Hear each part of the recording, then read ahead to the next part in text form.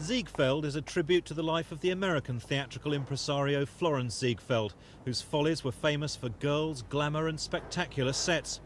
This production at the Palladium contains many of those ingredients, but has been beset by problems in just its first month. A fortune was spent, up to £9,000 on individual costumes. But that couldn't save the show from being panned by some critics. And with changes required, the Canadian star Len Cariou suddenly announced he'd been sacked and walked out. The show's American director, Joe Layton, quickly followed suit. I probably miscast Mr. Cariou. I think he probably plays even better a more heavy role. This is rather a light, frothy role to an extent. So I take that blame.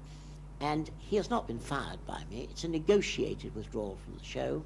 He will earn a lot of money. His agent's on the way from New York now to discuss all those details with me. As far as Mr. Layton is concerned, very old pal of mine, brilliant director. I wanted certain things in which he didn't quite see. Enter Tommy Steele, who directed and starred in Harold Fielding's Singing in the Rain, which broke all records at the Palladium, now back once again to save this show.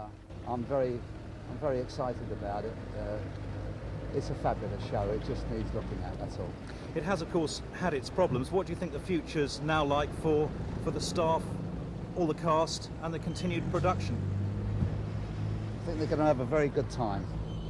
He plans to cut the 3-hour show by 20 minutes and introduce new scenes. I believe Steele's contribution will just give it that little added edge to be absolutely right for 100% of the Palladium audience. Maybe at the moment it's right for 85%. With £2 million in advance bookings, Mr. Fielding's optimistic that his enormous personal investment in the show is relatively safe. Meanwhile, the drama behind the scenes has been an unexpected bonus for Mark Urquhart, who steps into the lead role. It's exciting, terrifying. It's well, I mean, I suppose it's the nightmare dream. It's the thing everyone goes, my God, if that could just happen to me, I'd really be spectacular. But it's a nightmare at the same time. Now, though, the show needs an extended run to avoid becoming a huge financial folly itself. Marcus Powell for Thames News.